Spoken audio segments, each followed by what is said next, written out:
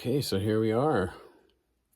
The week ending Friday, May 31st, where I will release this full video. Yeah, so I've been faced with a little bit of a conundrum. As you may know, I'm working on this. Smack, Vacationing in America, originally released 1994, independently. I think there were 500 copies printed on CD. You can see some of the inside stuff. And here, there you can see, there's the triple gatefold. I think that's going to look pretty fucking dope on a triple gatefold. Or is that a double gatefold? You know what? I don't know the terminology. But anyway, so this is the album that I'm trying to remix because I've had all my master tapes transferred to digital. So now I'm working on them again in Pro Tools. So what I want to do is preserve as well as possible a remaster of the CD. See if we can't take the CD tracks as they are, because I don't know which mix is which on all my my old DATs and stuff. So I'm not going to go back to the original mixes, which are originally at probably 48 kilohertz, 16-bit. So it's all 16-bit anyway. So I decided, in any case, when I'm doing the remaster of the actual CD, and that's just the two tracks running through new EQ and compression, I'm going to do it from the CD tracks. So I'm literally taking the AIFF 44.1 16-bit files, and I'll be doing mastering enhancements. That's for the first vinyl. For the second vinyl, I want to do slightly modernized remixes of as many songs as I can that sound better. As it turns out, by transferring the master tapes, I have a lot of extra material. There's even two extra officially, I would call them smack tracks that were Vadim and I working together. In fact, I would go back a little bit to pre-smack days when Vadim and I were known as Soil. We were never known as that, but we did get a publishing deal with EMI under Hank Medris for that material. When that deal ended, which it did swiftly, and we just parted ways, it was actually quite easy to leave the deal, but it wasn't easy to mend those relationships, and I did so sort of ironically by working with none other than Kim Stockwood. Kim is a member of Shea, which is Davenant Doyle. Yeah, so Davenant Doyle, Tara McLean, and Kim Stockwood. Now, I did a demo for Kim Stockwood, which was just her, the acoustic guitar, and her voice. And Mike McCarty, who we had parted ways with, he was the new president of EMI Canada. And so he loved the demos I did with Kim so much that he actually called me. So we got to chatting, and then he thought I was kind of the bee's knees. I ended up working with Len, Steal My Sunshine, that song. I worked with Len on an album before Steal My Sunshine. Worked on two tracks. I don't remember the other one, but I remember the one was called Smarty Pants. And that was in a way, it was a similar formula, but it was a lot more sort of like that modern alternative punk meets rock, meets alternative chill music. And so I worked on Smarty Pants with Len. Mark was great to work with. And so was it Sharon? Yeah, anyway. I haven't seen them in so long. We did a tune called Smarty Pants. It's like brother and sister team kind of arguing throughout the song. So that was the whole premise of the song. I'm thinking that Kim Stockwood was either while I was still working on Smack, or it was just after. So maybe 94, 95, I would have worked with Kim.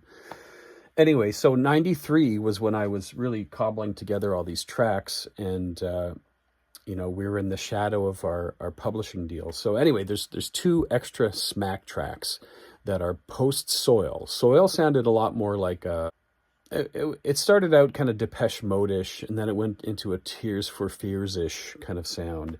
And so we were doing all that.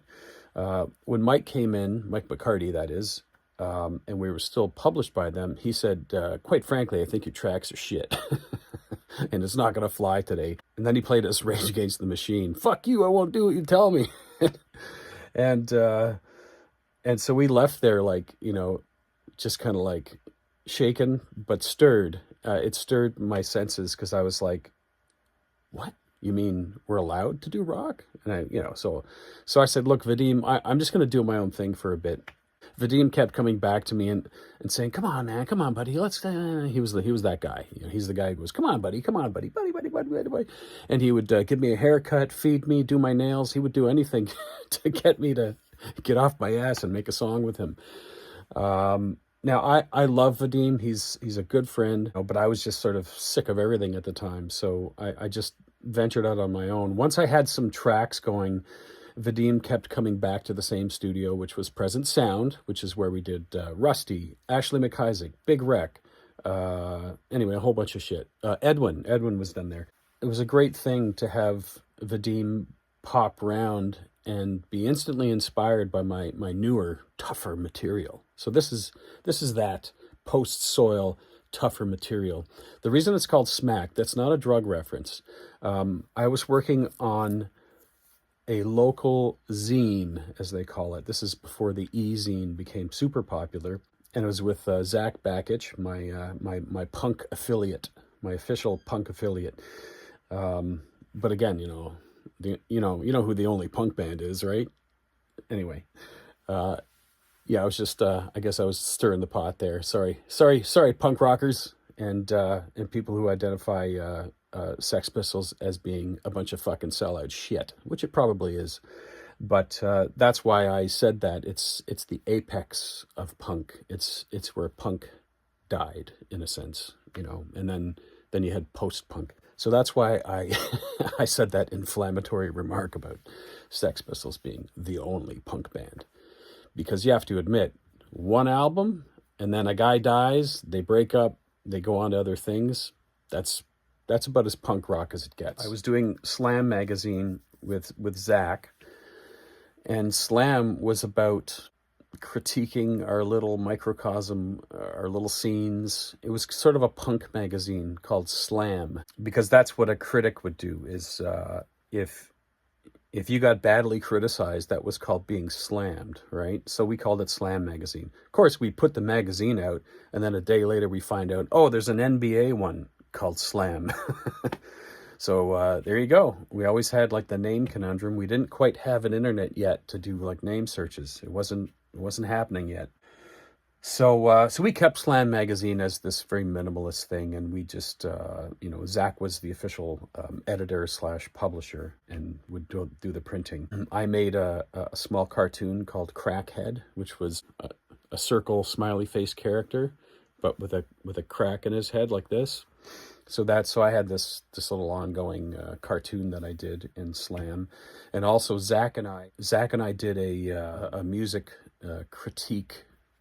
And we would do one album per. We would critique one album per Slam magazine, and we weren't planning on doing that. But someone found out about the magazine, a band called Krug or Krug. I don't know how it's pronounced, but Krug, and they sent us their CD just out of nowhere, and they said, "Will you please do a review?" So we fucking had at it. They wouldn't talk to us after that. Now.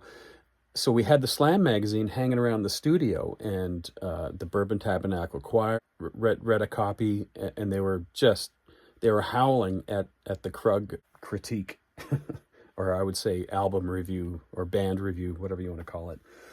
So they were laughing at that, and I remember Chris Brown, giggling at it and going, "Hey, do us now." And fuck, we did. Whoa! So then Ashley McIsaac came in after that. He read the Bourbon's review, and he was like, "Holy fuck, do me now, would you dare buy?" And fuck, we did. In fact, Zach, he didn't tell me what the title was going to be, so when it came out, I was still working with Ashley, and the magazine arrived at the studio before Ashley got there, and the title was "Slammin' That Fucking Idiot, Ashley the Fish Stick McIsaac."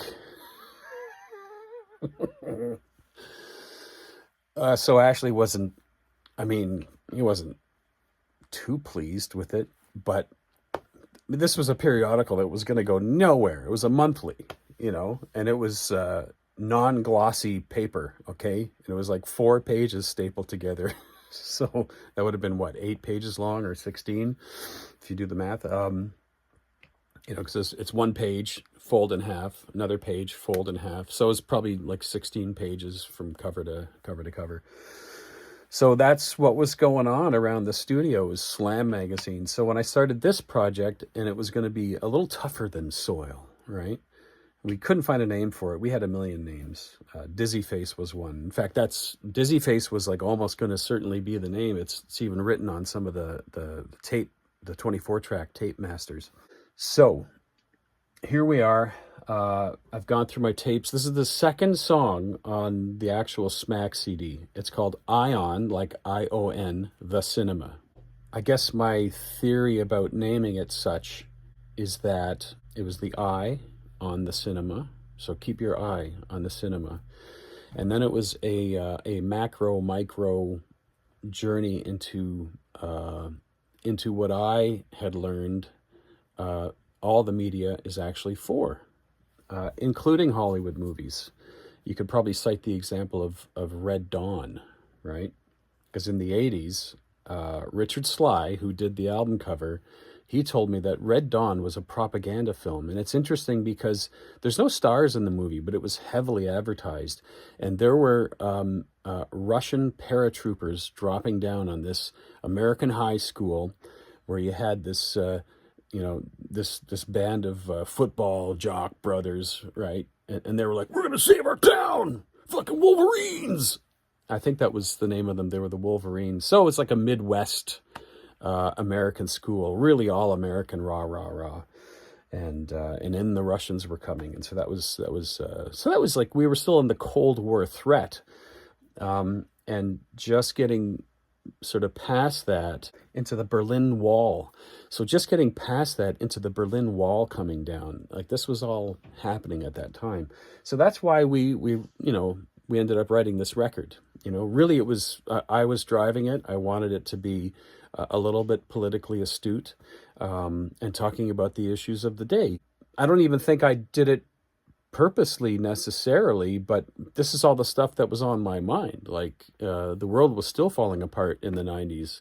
And there we were at this, kind of junky little studio hanging on for dear life. We didn't have, a big sugar daddy, feeding the studio. Even when we had hits, we had no investment into the studio, just my own cash I was making from bringing in clients, doing all the sessions. So with Smack, as I'm going through these tapes that have been transferred, I couldn't find the one for Eye on the Cinema. That's the song I'm going to be reviewing today. Now, I've already done some background work, and I'll try to demonstrate some of what I've been doing. So here's my conundrum.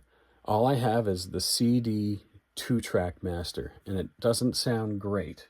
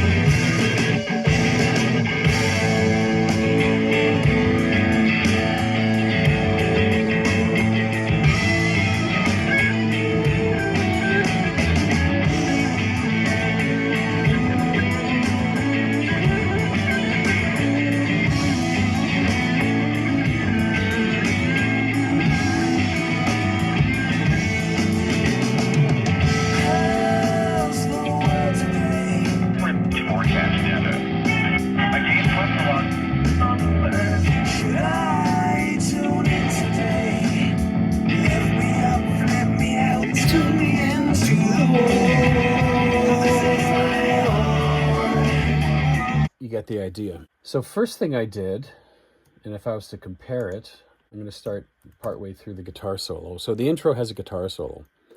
Now that guitar solo is a cat named Brendan Emanuel. And Brendan was he's a right-handed player, but he played a left-handed Strat, white Strat, turned upside down.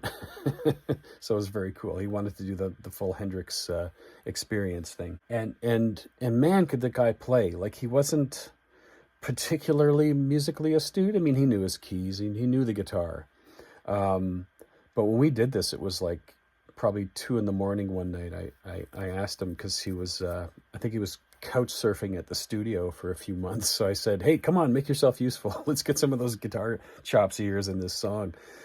And I don't know why I picked this song. It just, it's a bit of a hippie sounding tune. So that's why Brendan fits very nicely in there. You know, it's the 6/8 waltz style, blues-ish, yet modern-ish, 60s-ish, but 90s-ish kind of tune. So I thought Brendan did a great job. Now, I won't be able to turn that guitar up or down. I won't be able to turn anything really up or down. Well, I can to some degree. So what I've started to do is, and I'll play you the beginning again, okay? Here we go.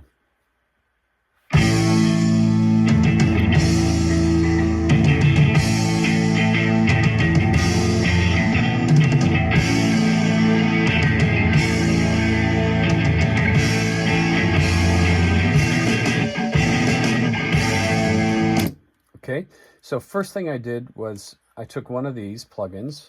This is called the L3LL Multi Maximizer. It's a Waves product, as far as I know. It's a multi-band EQ compressor. Okay, so it kind of does both in a weird way. And these are cool. You can set zones, and you can set levels of attack and release, right? So each, this is the equalizer. So 20 hertz, or it says it goes down to 16 here, and then up to 16K is, it says that's the top frequency. This is not dead accurate. You just got to play with it. And so then what I did was I first applied the multi-band compressor. So you get, that's out. Here's in.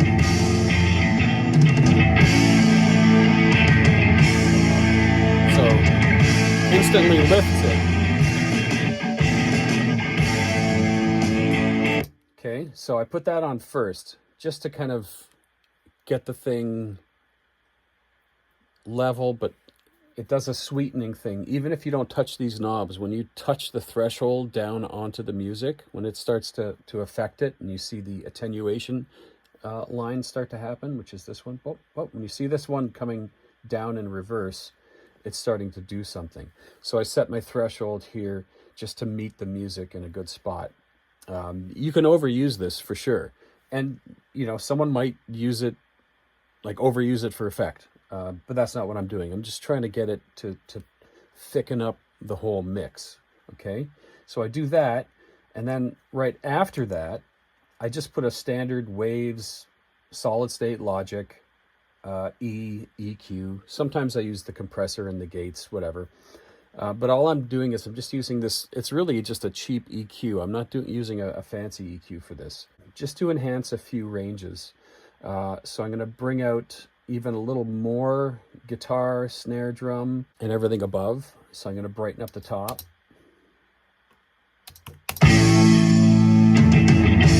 So that's out. Here's in. That's it. So it's starting to...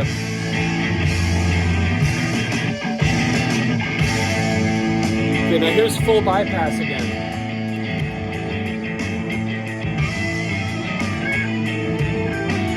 I still like it, but I want to upgrade this. I want to make it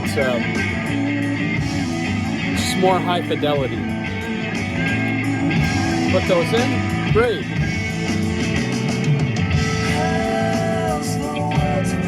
That works for me.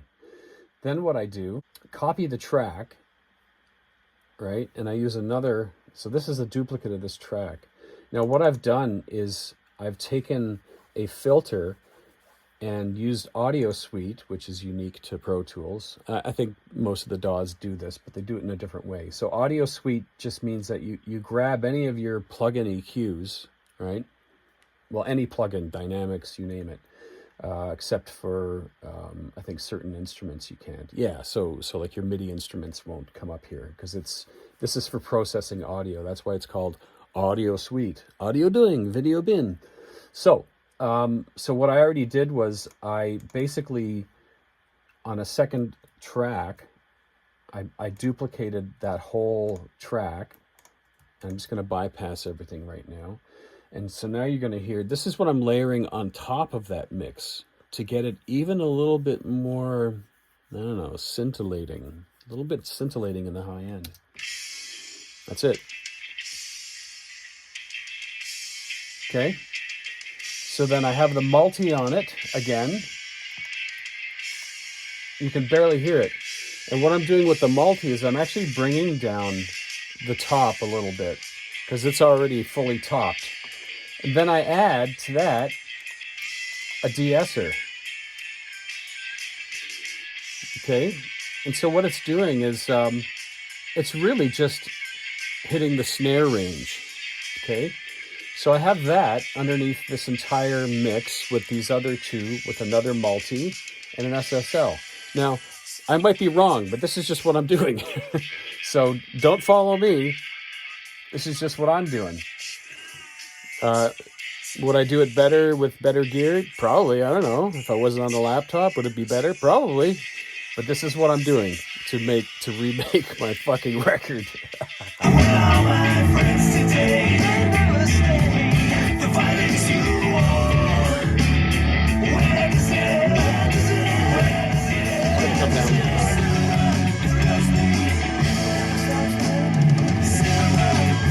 Okay, so now I'll go back to bypass everything.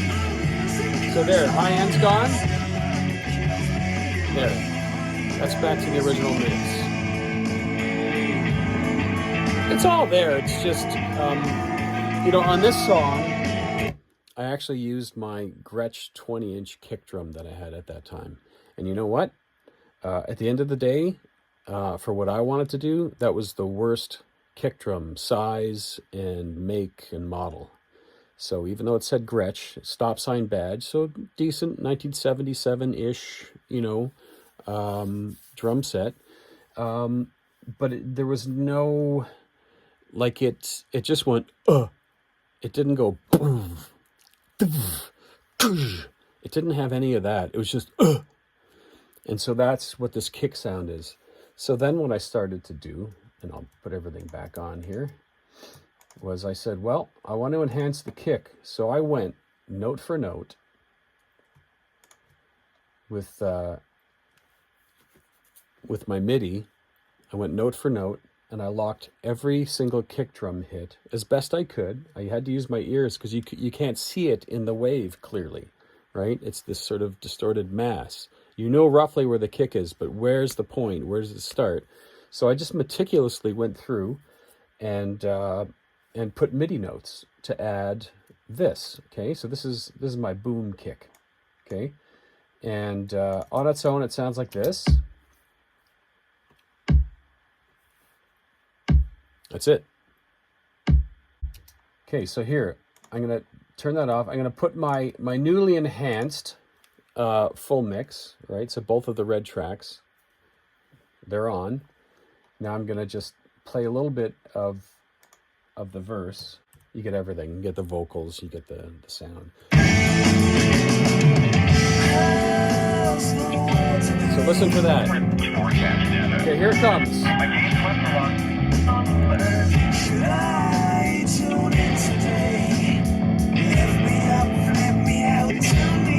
Yeah. And what's nice is that that blends with the natural ambience of the kit that we'd recorded. Now, don't forget, that's the big rec room, but not the same mic techniques. This is a very basic, overheads, kick, snare, tom, hi-hat mic. It's a very basic setup. So there's no additional room mics. But what is getting through the overheads is that interesting sounding presence room that is responsible for Ashley McIsaac, Rusty's Fluke more specifically, and Out of Their Heads more specifically, and Big Rec and Edwin. So that's the sound of that room. Right? So these are all sandwiching into a shared bus, right? So this individual boom kick comes into a shared bus with those two red mix tracks that are going together, okay? So they share a bus, which means they share a certain amount of compression, EQ, and all that stuff, okay? So, what am I doing with this? Oh, I have this on here just to add a bit of click, just a little bit of attack to the kick sound. Now, of course, that wasn't enough for me. So what did I do? I used Drumagog, and I used the map that I had made with the boom kick, which I printed, and I used that map to send a Drumagog kick, which is sort of a natural, it's a natural sounding hyped kick sound. Here it is.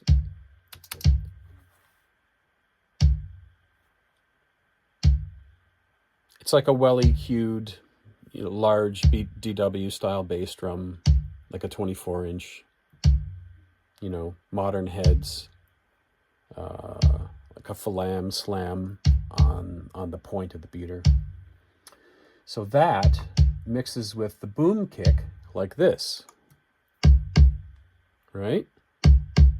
So really it just adds a little extra point and a bit of fluff that's not like a low sine wave. So it's like, oh, it's that air that a kick drum can get, okay? Okay, so here's those elements all together.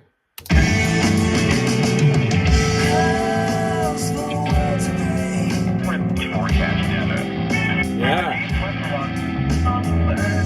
So now it sounds certain that that's where the kick is, right? Because the speakers are trying to translate something from the original kick that doesn't have a lot of 60, 30 hertz, and it doesn't have a clear point. So I'm adding clear point and real sub bottom to the sound. Now that's pleasing to me. This is what I'm used to hearing in everything that I do, is going to have some sub on the kick, at least a little. I've been told I'm a little bit of an extremist too, so so yeah. Now, so what do you do with the snare? Well, the same thing, except what I did was I mapped out the snare. I isolated the snare hits using tab to peak and also visual when it wouldn't tab to peak. So tabbing to peak on the mix, right? So I'm grabbing each snare area and I cut it and I fade it. So it goes pew, pew, pew, right? It's just fading down fast. So it's not making much of a noise, but it's used to trigger Drumagog. Okay, so then Drumagog, I found I seem to like this snare for whatever reason.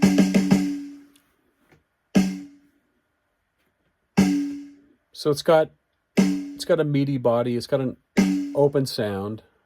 It's got plenty of snare. Okay. Okay, so here we go back to the two kicks plus the mix and the mix together.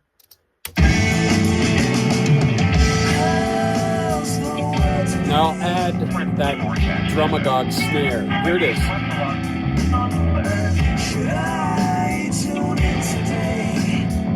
Crazy, huh?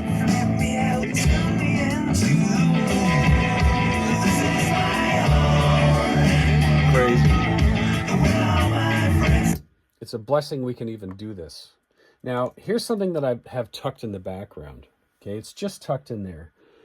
And it's just a basic, it's a deverb set with a pre-delay, so there's a slight echo on the whole mix.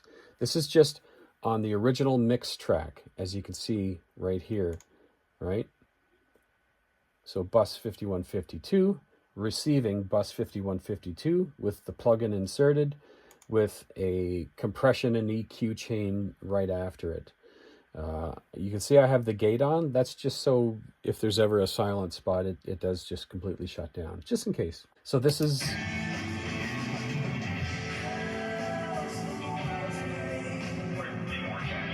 So that's basically just... sounds like you're in a stadium or something. Maybe a hockey arena. Okay, so that just floats in the background. It's all going to the same bus. There's the high end. You'll hear how it's early now. because of the pre-delay on the verb. Now you can barely notice it, but it's there, and it adds this.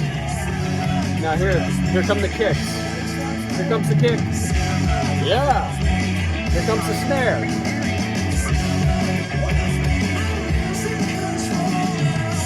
Now I still haven't lost the vocal. Maybe a little bit, but the hell do I care?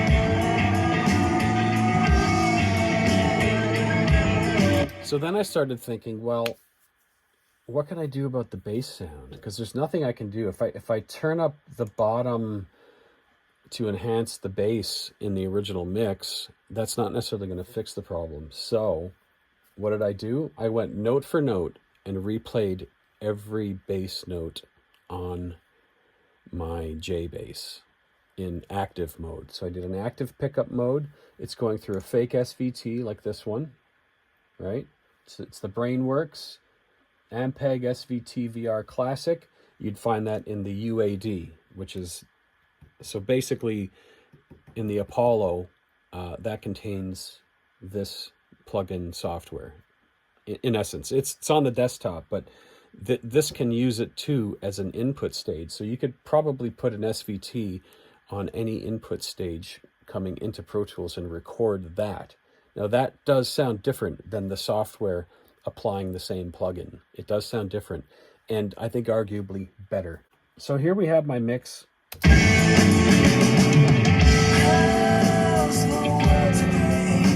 And I went note for note and replayed the bass. Here it comes. Okay? So here comes the bass.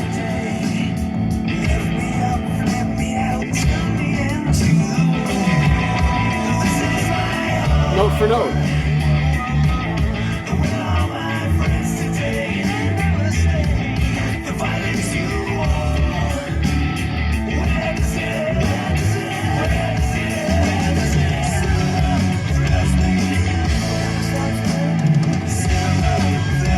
And so here it is, without. You know what? There's enough bass. I don't need it. But I like the more. I like the more. I just love it. So that's what I did. I played this whole bass take, not in one take. I did it in stages. Guys, what do you think I am, a virtuoso or something? No, I'm just kind of good at any instrument. Kind of good. Maybe a little more exceptional at drums and singing than any of the other instruments, but that's me. I can play a little guitar. I'm all right. Here, I'll give you an example. This is the Ken Tobias Telecaster. It's a thin line from the 80s. He sold me this in, I'm thinking 91 maybe. Anyway, song's in A. It's just at the octave. Everything's A, and then it's lots of open strings.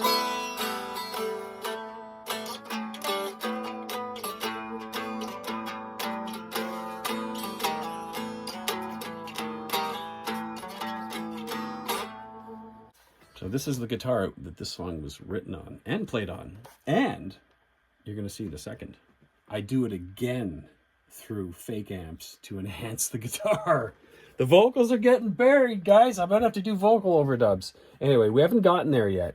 This isn't done. Okay. So we got all that going. We got a reverb. We got a kick and a snare sample. We got bass playing all the exact notes that Kenny Cunningham originally played the bass. Now Kenny, he's just such a great bass player. Led Zeppelin and Bob Marley. Then he also went to like jazz bass playing school. I think he plays violin too. I don't think he's ever played it in front of me, has he? But I remember he came to the studio with one as a just in case thing one time. That was during the Edwin sessions.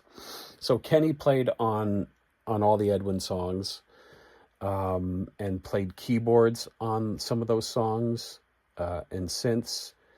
And he's just like, he's John Paul Jones. Kenny is John Paul Jones and Family Man, like all in one guy. He's something. Hire this man immediately. So anyway, I just replayed, like, I couldn't play this track. Kenny could play it easily. But so I just followed his bass.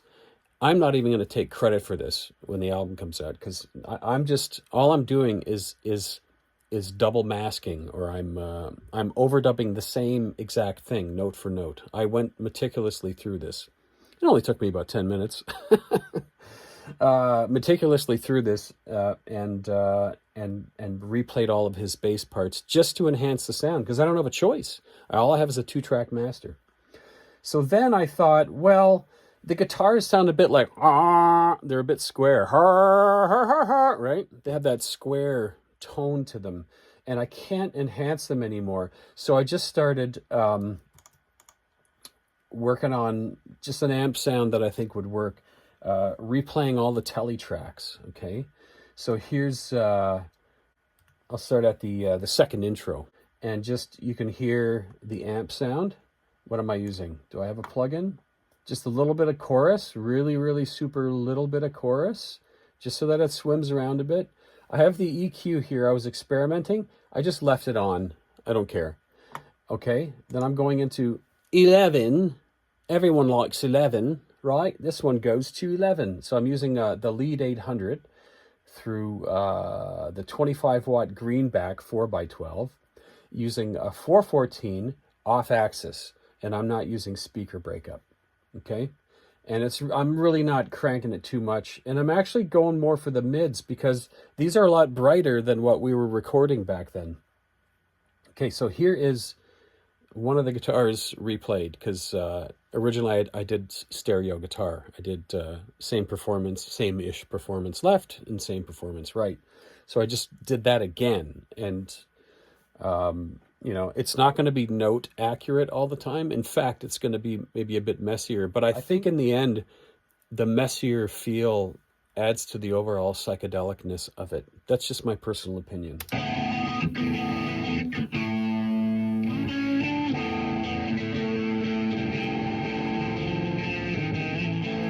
Right, so this sound has a bit more, I would say, AC/DC lows and mids, and then this little crystalline top end. Okay, so here's the other one with it. So this is the stereo. This is the two new guitars, and I do leave some mistakes in on purpose. Oh, okay, the right side guitar is different.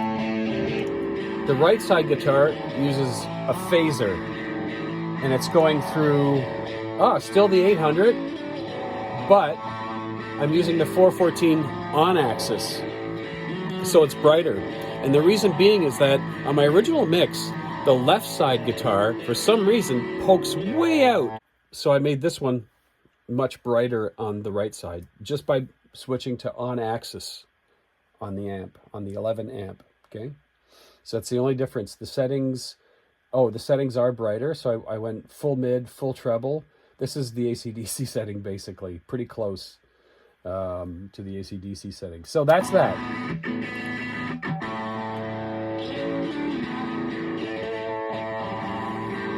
Gotta love that small stone style phaser. It's great. And this is the two together again. So dark left, because on the original track, it's bright left. So I did a dark left, just so it has a little buddy with it. Okay. Now, this is a different choice. On the original takes, I play all the rhythm parts right through that instead of stopping. So in this case, I got to take my root A, that's the drone in the whole song, basically, except for the chorus. We go away from the drone for a second. So for the verse, I just come out with the long drone note, bum, the A. So here it is together. So here's what I've got now. So this is the mix from the verse. Okay, mix from the verse. No, sorry, from the intro. So mix from the intro.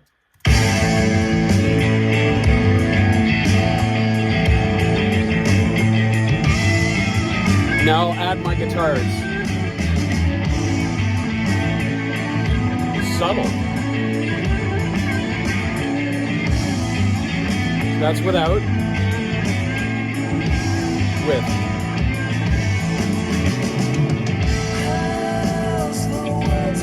Because I'm trying to not get in the way of any vocals. Okay, obviously it doesn't matter there, but also I don't want the lead guitar to get buried because I don't want to have to replay that. That's a lot of notes to reconstruct. So then what I did in this version, I decided, you know what, I want to add something a little more psychedelic for the verses. Okay, so I did this very simple part, and you'll know right away where the influence comes from. Like when I mentioned Pink Floyd, man, I love that stuff. So 2 tracks through a dreamy sound. I'm using the phaser again, a little faster on these. Wow, wow, wow, wow, wow. Okay, and what are my amps? Okay, I went to the DC Modern from 11. Okay, so DC Modern with the gain down, 414 off axis in the classic 30 speaker. The classic 4x12 30, the 4x12 classic 30 is much brighter than the 25s. It's just more modern sounding. Okay, so there we go. So here's the verse without these two.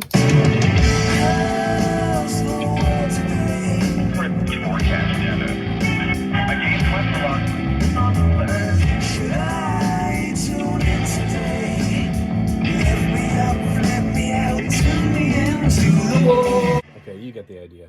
Okay, so now here's the same section. Now we could argue that it's better the original way, and maybe it is, but I don't care. I really like hearing this in there for the first time in 30 fucking years.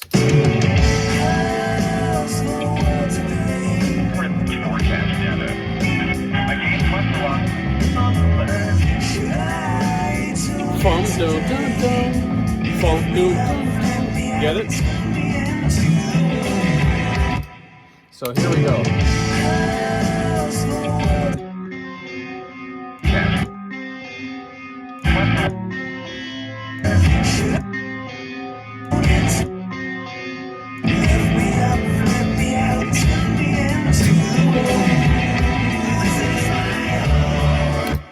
So anyway, I love that. I'm keeping it. I might turn it up a little bit, but I don't want to bury the vocals. But and you'll notice that still the left guitar from the original track is still a lot louder than the right side guitar. So in my panning on these, I pan them just 100% left, 100% right, but I turn up the right side a fair bit. And I don't know if in this video you can sense that. But anyway, so that's how that.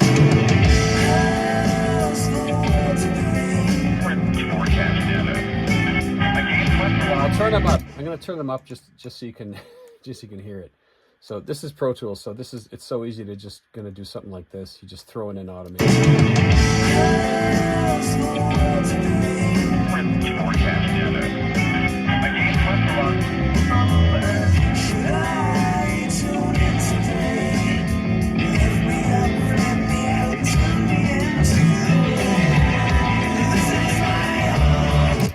And then they stop when it goes to the pre-chorus. Anyway, so I want to keep them subtle because I don't want to get in the way of the vocal. That's important to me. So, so we get to the pre-chorus. So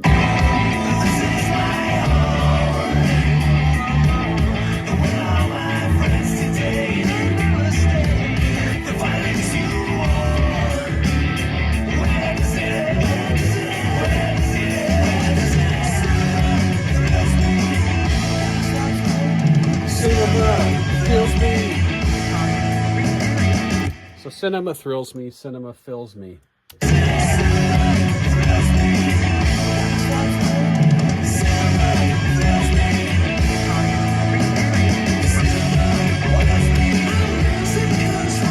Cinema wills me. I'm losing control now. Now this is a testament to how even if I wrote the lyrics, I can't remember them. I'm terrible at memorizing lyrics. Horrible. Anyway, that's life.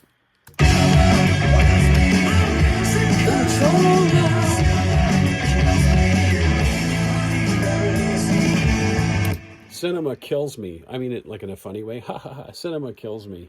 making me believe everything I see, making you believe everything you see. So that's this song, man. It's about media. It's about how media gets in your head, you know. I think that's pretty applicable today, folks. So anyway, that's this song. Now this song is groovy because what did I do in the outro? Is I let Brendan go bananas soloing, and you know what? Just to give him the spotlight, I'm just gonna play this out.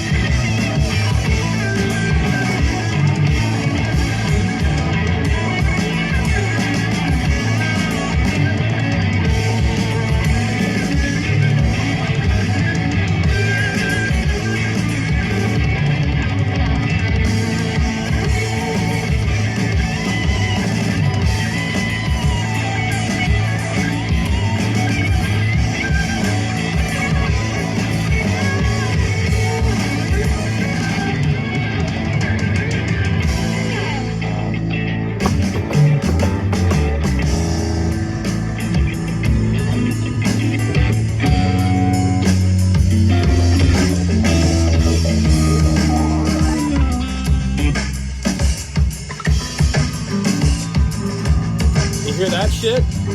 That's my original click track.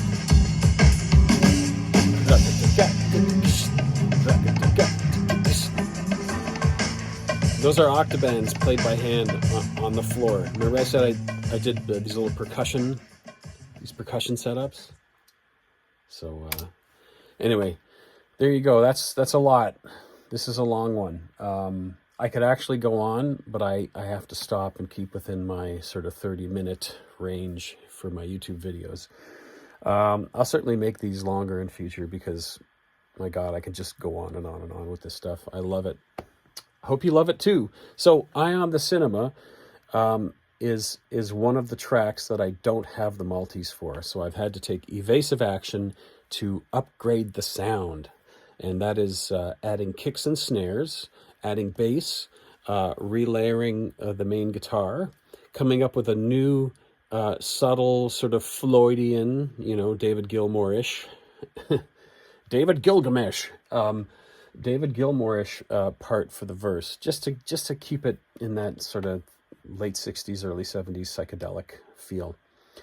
And then I got to hand it to Brendan, man. Brendan just ripped on this tune. And I remember he doubted himself the whole time, and I kept punching him in. And eventually we sort of worked from left to right in terms of, we started at the top, and then when he had the first part, it's sounding pretty dope. I think he still hates the solo. I fucking love it. There's even wrong notes in there. But how wrong is a wrong note, really? Because, I mean, we have chromatics for a reason, right? The chromatic scales tease the scale that you're on. That's what chromatics are for. Chromatics will tease the very rigid C major that you're on. When you add those chromatic notes, so if you're on a piano in C major, the black notes are the no-nos. You're not supposed to play those, according to my classical piano lessons. So that's the beauty of I guess modern music is you can really bend those rules. It's good to know what the rules are, but letting a note or two go that's not in key is kind of okay, and it really grows on you over time. I hear them every time. I hear the wrong notes, and I actually love them. I love them now. So anyway, so when you're making your music, I got to say everyone here did a good job, which was Kenny Cunningham on bass, Brendan Emanuel on lead guitar, myself on pretty much everything else. Plus I do more of the background vocals. I have occasional leads in there that you can hear because I sound different than Vadim. Vadim has this like bright and kind of hissing, this bright hissing voice, and mine is more like eh. Okay, So anyway, I hope you enjoyed this little venture into creating the impossible. You know, it's yeah, trying to if I didn't have this technology, Pro Tools, I wouldn't be able to do this. There's no way. I mean, you probably could. You'd take the 2-track on a multi-track and then try to replay everything note accurate, but it is very hard to do. So there you go, folks. On to the next song. See you soon.